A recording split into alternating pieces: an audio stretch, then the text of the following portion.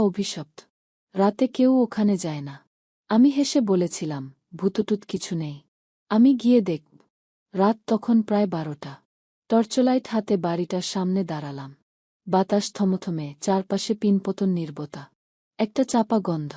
পচা কিছু একটা। গা ছমছম করছে, কিন্তু আমি ভয় পেতে আসিনি। ধীরে ধীরে দরজাটা ঠেলে ভেতরে ঢুকলাম। ধুলোমাখা ফাঁকা ঘর। দেয়ালে ফাটা দাগ, মাকড়সার জাল ঝুলে আছে। একপাশে একটা পুরনো কাঠের চেয়ার। কিন্তু ওটা একটু আগে ওখানে ছিল না নাকি? আমার গলা শুকিয়ে এল। পা টিপে সামনে এগোলাম। হঠাৎ আমার ঠিক পেছনে যেন কারো পায়ের শব্দ। শ্বাস বন্ধ হয়ে এল। পেছনে তাকানোর সাহস হল না। ঠান্ডা বাতাস ঘাড় ছুঁয়ে গেল। আমার হাতের টর্চলাইটটা হঠাৎ বন্ধ হয়ে গেল। অন্ধকার। নিশ্ছিদ্র অন্ধকার। কে? কে আছো? কাপা গলায় বললাম। কোনো উত্তর নেই। কিন্তু হঠাৎ আমার কানে একটা গা শিউরে ওঠা ফিসফিসানি। তুমি এখানে কি চাও? আমি আর কিছু মনে করতে পারছি না।